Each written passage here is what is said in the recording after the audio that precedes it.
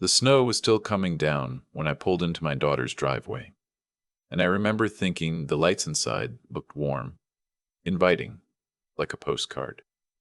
I was 40 minutes late because the 401 was a skating rink from Burlington to Oakville, and I'd crawled the last stretch in second gear. I wasn't worried.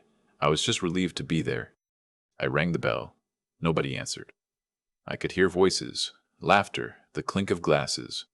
So I tried the handle, unlocked, as always, and let myself in. I stood in the doorway, stamping snow off my boots, when I heard my son-in-law's voice cut through the room, loud and clear and already halfway into a toast.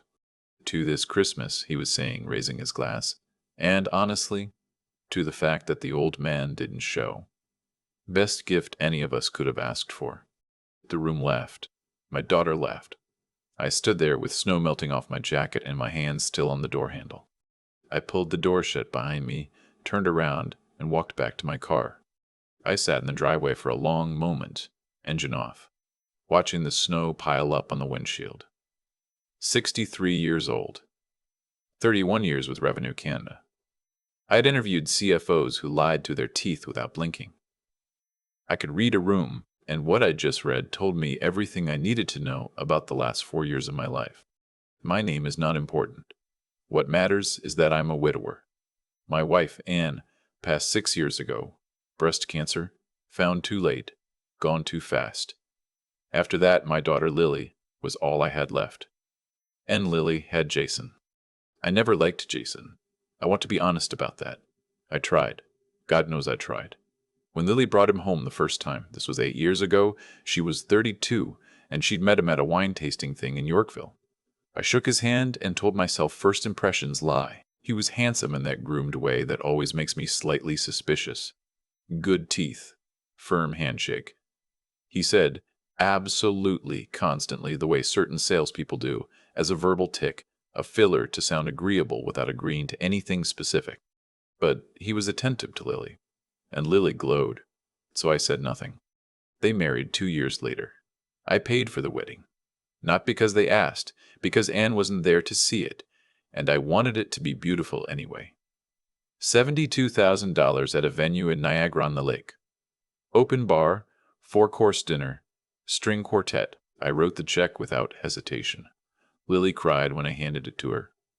Jason shook my hand and said, "Absolutely, sir. This means everything."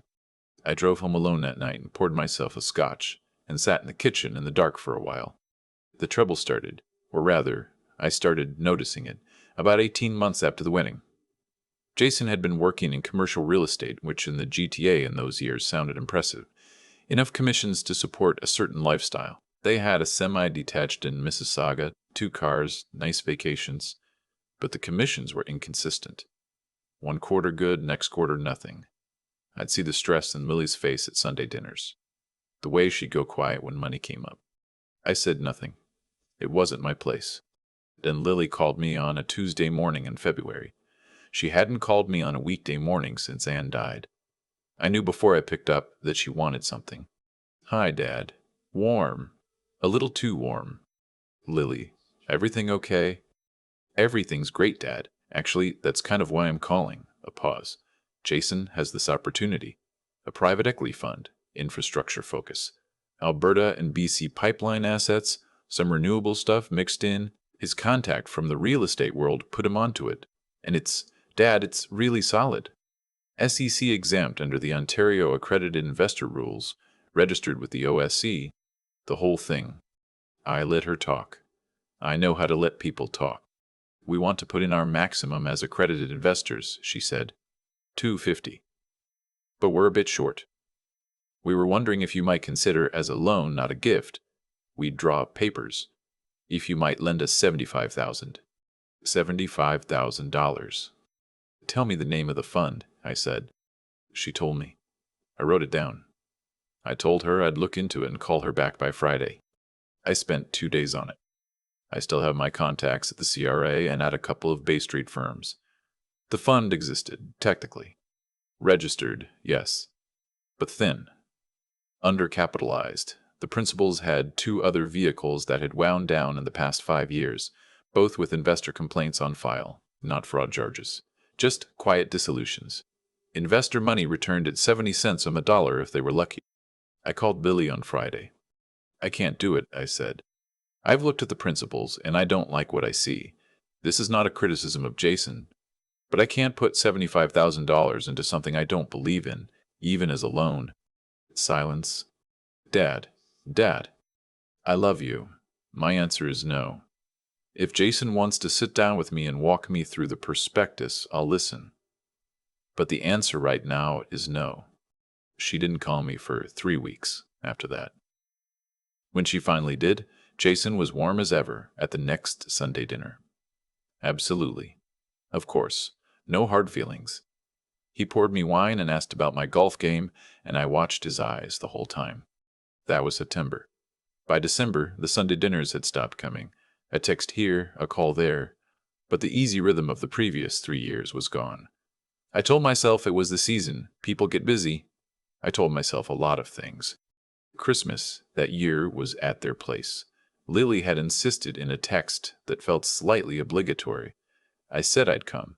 I meant to be there by 5. The 401 had other plans. And so I heard what I heard. And I drove home in the snow and I poured a scotch. And I sat in the kitchen in the dark. And I thought about what I actually knew versus what I suspected. What I knew, Jason resented me. Probably for the loan refusal. Possibly for longer than that. Men like Jason don't like to be evaluated and found wanting. What I suspected. Something was wrong with their finances. The stress in Lily's face of that February call hadn't gone away. If anything, it had deepened. At the last dinner I'd attended, in October, she'd mentioned offhandedly that they were thinking of downsizing, and then changed the subject quickly when Jason glanced at her. What I did not know, the specifics. And without specifics, I was just a father with a bad feeling. I spent January being patient. I know how to be patient. I waited to see if Lily would call. She sent a Happy New Year text on January 1st. That was all. In February past drove. 1 year to the day after the original call. Almost, my phone rang at 7 in the evening. It was a number I didn't recognize. When I answered, it was Lily, crying so hard I couldn't make out the words for the first 30 seconds. Dad. Dad, I need you. Something's happened. I was in the car in 4 minutes. She was alone when I got there. Jason was at the office, she said. But her face told me she didn't fully believe that. She'd been crying for a while. The kitchen looked like the kitchen of someone who'd stopped caring about the kitchen. There were dishes in the sink, a half-empty bottle of Sauvignon Blanc on the counter. Mail stacked in a way that suggested it hadn't been opened in some time. I sat down across from her and waited. It took 20 minutes to get the full picture, and even then I had to piece some of it together myself. The private equity fund had collapsed in November. Not a quiet dissolution, a collapse. The OSC had opened a file. Jason had lost their contribution, the $250 they'd put in, and had also, without telling Lily, taken a second mortgage on the house 6 months earlier and put that in too. Another $140,000. Gone. Their equity in the house essentially zero. Their savings gone. Jason's income from real estate had been non-existent since the summer because he'd stopped taking listings to focus on the investment. Their credit cards were maxed. They were 4 months behind on the property tax. He kept telling me it was fine, Lily said. He kept saying Q4 was going to be the turnaround. Even in November when it collapsed, he told me it was a temporary liquidity issue. She wiped her face with the back of her hand. I believed him.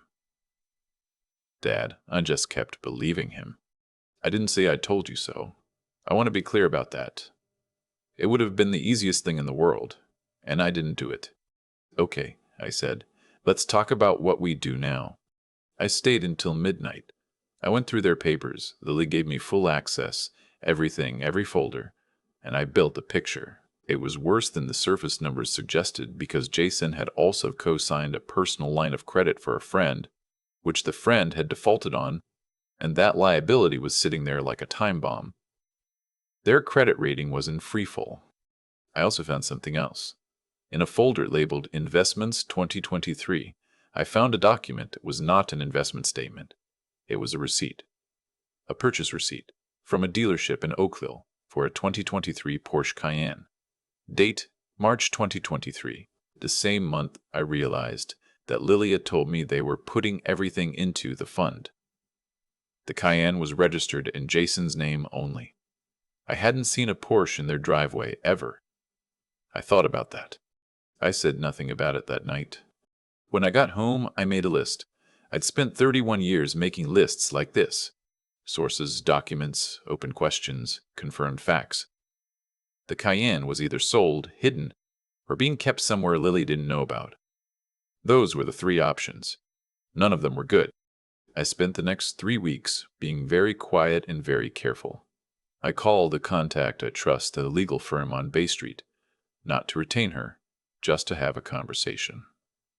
I ran the VIN from the purchase receipt through a contact very discreetly. The Cayenne had been sold in August. Private sale. The proceeds had not gone into any account Lily had access to. Approximately $94,000 cash, unaccounted for. While his wife thought they were losing everything, I also, during those 3 weeks, allowed Jason to believe that nothing had changed.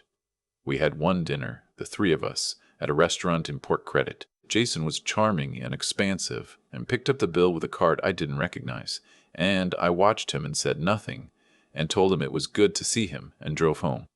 Patience. I went to Lily on a Saturday morning in early March. I brought coffee and a folder. I sat her down at her own kitchen table, and I told her everything I had found.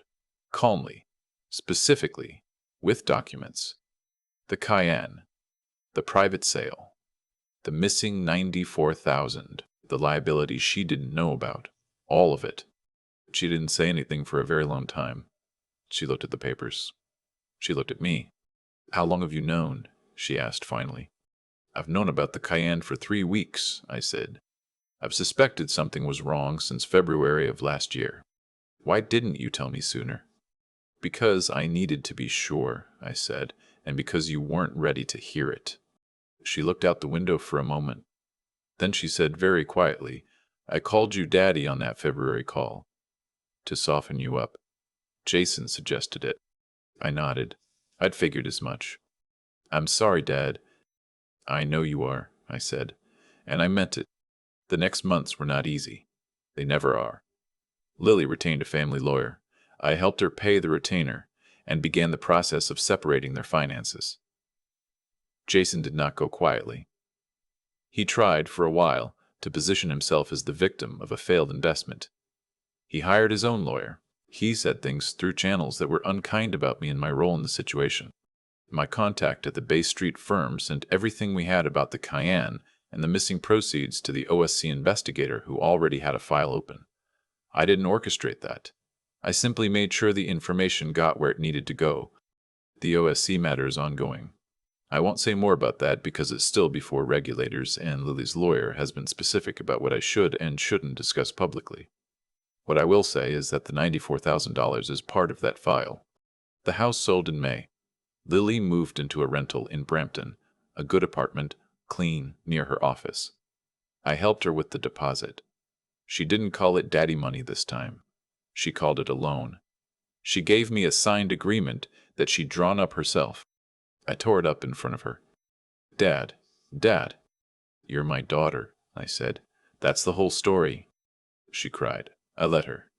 Then I made her tea and we sat in her new kitchen and talked about Anne for the first time in years. Really talked, the way we used to. Lily said she thought she'd been trying to build something that looked like what our family had when her mother was alive, and she'd chosen the wrong person to build it with. And she'd known, somewhere, for a long time. "I think I was afraid," she said, "that if I admitted it wasn't working, I'd lose everything." "You lost everything anyway," I said gently, "and you're still here." She nodded, looked out the window at the parking lot, which was not scenic but was hers. "I should have listened to you about the fund," she said. "Yes," I said, "but that's not the lesson." She looked at me. "The lesson," I said, "is that someone who asks you to choose between them and your judgment, over and over, is not someone who loves you. They're someone who needs you manageable." She was quiet for a while.